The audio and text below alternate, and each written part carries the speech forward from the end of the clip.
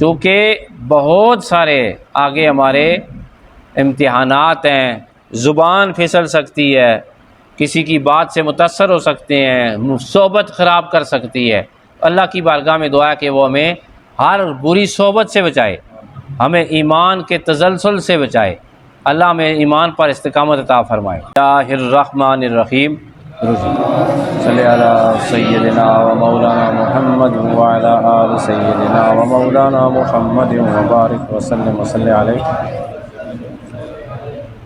حاضرین محترم، ناظرین اور سامعین، دورہ تفسیر القرآن پارہ نمبر 18 رکوع نمبر 6 سورہ المؤمنون آیات 99 تا 108۔ اللہ تعالی ہم سب کو قرآن حکیم کا فیضان، فہم، عمل اور نور عطا فرمائے۔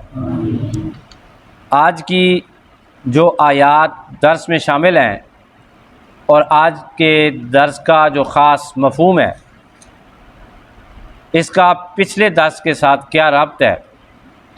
آج سے پہلے جو درس ہوا اس میں کافروں کا دنیا کے اندر رویہ بیان ہوا، اور آج کے درس میں کافروں کا سفر آخرت بیان ہو رہا ہے۔ ذرا سماعت فرمائیں، ان آیات میں تفسیر کی کوئی ضرورت نہیں ہے۔ آپ اور ہم اگر ہمارا ایمان مضبوط ہے اور ہم ایمان والے ہیں تو انسان کا دل لرز جاتا ہے ان آیات کو سن کر۔ اور یہ بھی اللہ تعالیٰ کا خاص کرم ہے کہ اللہ تعالیٰ نے ان کو دنیا میں ہی، ان کے یعنی کافروں کو دنیا میں ہی ان کے سفر آخرت کے بارے میں بتایا، تاکہ کئی لوگ عبرت حاصل کر کے ایمان قبول کر لیں۔ لیکن یہاں پر رک کر میں آپ کی خدمت میں ایک ضرور عرض کروں گا، جس رب کو ہم اپنے دل من سے مان لیتے ہیں، بات تو یہی کافی تھی کہ جو وہ کہہ رہا ہے وہ کریں۔ بندگی کا حق یہ ہے کہ اللہ نے جو کہہ دیا سو ہم نے مان لیا، لیکن اس کے جہنم کے عذاب سے ڈر کر اگر کوئی بندہ ایمان قبول کرتا ہے انذار سے یا جنت کی لالچ میں، تو پھر بھی اللہ کہتا ہے قبول ہے۔ اللہ کیا کہتا ہے؟ لیکن صوفیہ کہتے ہیں، عشقاء کہتے ہیں کہ حق یہ ہے کہ بس اس کی بات، اس کی ذات کو دیکھیں، باقی کسی کو نہ دیکھیں۔ اس کی ذات کی محبت میں جب ڈوب جائیں گے تو رب ساری نعمتیں عطا فرما دے گا، رب عذاب سے بھی نجات عطا فرما دے گا۔ لیکن وہ رب ہے، بڑا پیار کرتا ہے انسانوں سے، کہتا ہے اس طرح نہیں تو اس طرح بھی آ جاؤ جنت، پھر بھی تمہیں عطا کر دوں گا۔ اس کا ڈر اور خوف آئے۔ آج کے درس میں جو پہلی آیت ہے، ترتیب بار تمام آیتوں کا ترجمہ اس کے بعد سماعت فرمائیں۔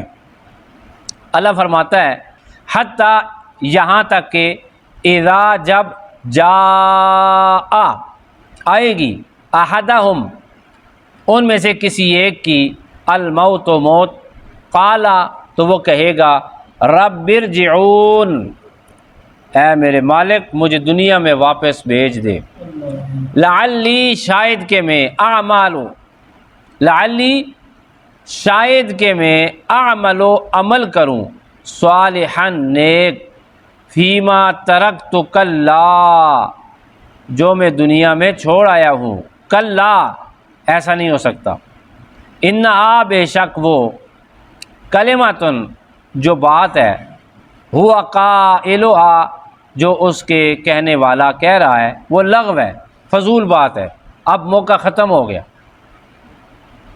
وَمِن وَرَائِهِمْ، اور ان کے آگے، برزخن، ایک پردہ ہے، اِلی یوم یبعثون، اس دن کے جب وہ دوبارہ زندہ کیے جائیں گے۔ پردہ کون سا ہے؟ برزخ۔ برزخ کہتے ہیں پردے کو، اور برزخ ویسے قبر کی جو زندگی ہوتی ہے یا قبر کا جو دورانیہ ہوتا ہے، قبر کے اندر رہنے کا جو دورانیہ ہوتا ہے، اس کو بھی کیا کہتے ہیں؟ برزخ۔ یعنی ابھی تو ان کی موت آئی ہے، اور پھر اس موت اور قیامت کے دن کے درمیان پردہ ہے۔ موت اور قیامت کے دن کے درمیان وہ پردہ کون سا ہے؟ قبر کی زندگی۔ اللہ فرماتا ہے فَإِذَا نُفِخَ فِي الصُّورِ، تو جب سور پھونکا جائے گا، فَلَا أَنْسَابَ بَيْنَهُمْ، تو کوئی رشتہ داریاں نہ رہیں گی ان کے درمیان، یومئذ اس روز، ولا یتساءلون اور نہ وہ ایک دوسرے کا حال پوچھ سکیں گے۔ دنیا میں بندہ کہتا ہے کیا حال ہے جی ٹھیک ہو، تو سیٹسفائیڈ ہوتا ہے، وہ مطمئن ہوتا ہے، 100% نہ ہو تو 20% بھی ہو تو پوچھتا ہے حال، کیا حال ہے آپ ٹھیک ہے، خود پریشان ہو دوسرے کا حال ضرور پوچھتا ہے۔ قیامت کے دن سیٹسفیکشن 1% بھی نہیں ہوگی، 0 سے نیچے بھی نہیں ہوگی، ٹینشن ہوگی کافروں کو۔ اللہ فرماتا ہے اس حال میں وہ اٹھائے جائیں گے کہ وہ ایک دوسرے کا حال بھی نہیں پوچھ سکیں گے، اور رشتہ داریاں تو ہوں گی ختم نا، بیٹا باپ کو بھول جائے گا، ماں کی شفقت ختم ہو جائے گی، کوئی بندہ کسی کی طرف نہیں دیکھے گا۔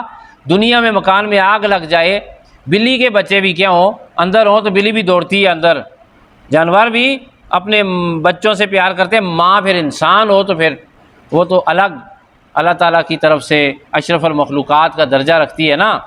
اللہ فرماتا ہے قیامت کے دن یہی انسان ہوں گے، یہی مائیں ہوں گی، یہی باپ ہوں گے، یہی دوست ہوں گے، یہی رشتہ دار ہوں گے، انہیں کچھ بھی یاد نہیں ہوگا، فقط اپنا آپ یاد ہوگا، اتنا خوف ہوگا۔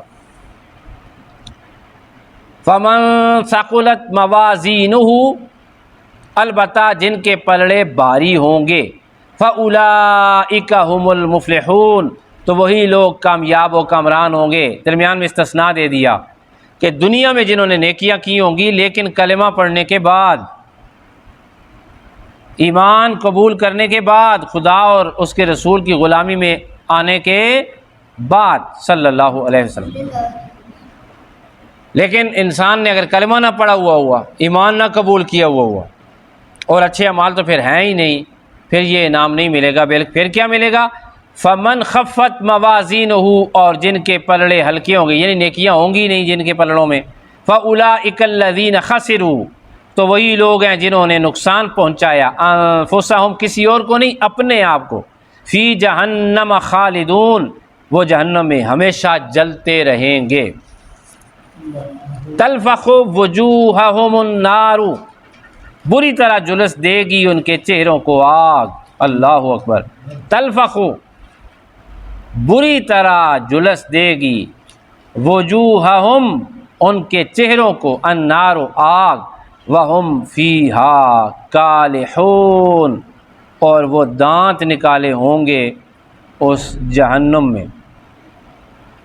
یعنی دانت انسان جس وقت تکلیف میں ہوتا ہے تو بری سی شکل بناتا ہے، اللہ پاک فرماتا ہے کہ وہ آگ میں ہوں گے تو ان کی اتنی بری شکل بنی ہوگی جیسے وہ دانت نکال کر تکلیف کی حالت کا اظہار کر رہے ہیں۔ الم تکن آیاتی تتلی علیکم پھر انہیں کہا جائے گا کیا ہماری آیتیں نہیں پڑھی جاتی تھیں تمہارے سامنے؟ الم تکن آیاتی تتلی علیکم کیا ہماری آیتیں تمہارے سامنے نہیں پڑھی جاتی تھیں؟ فکنتم بہا تکذبون اور تم انہیں جھٹلایا کرتے تھے۔ قالو وہ آگے سے معذرت کرتے ہوئے کہیں گے، بھائی بے مقام معذرت ہے، وہ نقصان جس کی تلافی ممکن نہ ہو وہاں معذرت بیکار ہوتی ہے، اور جہاں انسان کے اپنے نقصان ہو جائیں اپنی غلطی سے تو وہاں انسان معذرت کا کی کیا کرے، اس وقت نصیحت نہ سنے تو جب وہ اپنا نقصان کر بیٹھے، وہ نقصان جس کے بعد کیا ہے کوئی اس کا ازالہ ممکن نہیں ہے۔ بھائی ایک بندہ جہنم میں چلا گیا تو اس کے بعد وہ معذرت بھی کرے تو اسے کچھ فائدہ نہیں دے گی۔ اللہ فرماتا ہے قالو وہ معذرت کرتے ہوئے کہیں گے، ربنا اے ہمارے رب، غلبت علینا شقوتنا ہم پر ہماری بدبختی غالب آ گئی تھی، وَكُنَّا قَوْمًا ضَالِّينَ اور ہم گمراہ لوگ تھے اور ہم گم کردہ راہ قوم تھے۔ ربنا اے ہمارے رب، اخرجنا منہا ہمیں ایک بار نکال دے اس آگ سے، فَإِنْ عُدْنَا فَإِنَّا ظَالِمُونَ اور پھر اگر ہم نافرمانی کی طرف رجوع کریں تو یقیناً ہم پھر ظالم ہوں گے۔ اللہ فرمائے گا قَالَ اخْسَئُوا فِيهَا وَلَا تُكَلِّمُونَ جواب ملے گا پھٹکار پڑے تم پر، پھٹکارے ہوئے پڑے رہو یہاں پر۔ اللہ فرمائے گا مجھ سے بات نہ کرو، مجھ سے بات، اللہ فرمائے گا آپ مجھ سے بات کرو ہی نہ۔ استغفر اللہ ربی من کل ذنب واتوب الیہ۔ آج کے درس کی جو تعلیمات ہیں ان میں پہلی تعلیم اور پہلا درس یہ ہے کہ اللہ کی بارگاہ میں ایک بار پھر شکر ادا کریں کہ اللہ تعالیٰ نے ہمیں توحید پرست بنایا، ایمان والا بنایا، حقیقت پسند بنایا۔ دوسرا سبق یہ ہے کہ ہم دعا کریں اپنے لیے اللہ کی بارگاہ میں کہ اللہ تعالیٰ ہمیں ایمان پر استقامت عطا فرمائے، چونکہ بہت سارے آگے ہمارے امتحانات ہیں، زبان پھسل سکتی ہے، کسی کی بات سے متاثر ہو سکتے ہیں، صحبت خراب کر سکتی ہے۔ اللہ کی بارگاہ میں دعا ہے کہ وہ ہمیں ہر بری صحبت سے بچائے، ہمیں ایمان کے تزلزل سے بچائے، اللہ ہمیں ایمان پر استقامت عطا فرمائے۔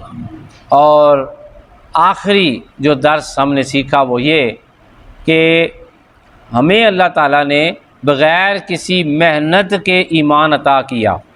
ان لوگوں کے تذکرے پڑھنے چاہیے جن کے جسم کی بوٹیاں نوچی گئیں، جنہیں کانٹوں پہ لٹایا گیا، جنہیں آگ میں ڈالا گیا، جنہیں تیل کے گرم کھولتے ہوئے کڑاہوں میں ڈال کے انہیں بھونا گیا اور ان کے سینوں سے احد احد کی آواز نکلی۔ ہمارے دنیا میں پھیلے ہوئے اسلام کی عمارت کے نیچے ان عظیم لوگوں کا خون شامل ہے۔ آج ہم اس موقع پر انہوں نے قربانیاں دیں اور ہمیں اللہ نے آسانی کے ساتھ ایمان دے دیا۔ اللہ ان کی قبروں پر، اللہ ان کے مزارات پر، ان کے جسم کے ذروں پر اپنی بے شمار رحمتیں نصیب فرمائے، اور ہمیں اللہ کافروں سے بچائے، کافروں کے نظریات سے بچائے، ان کی دوستی سے بچائے۔ وآخر دعوانا الحمد للہ رب العالمین۔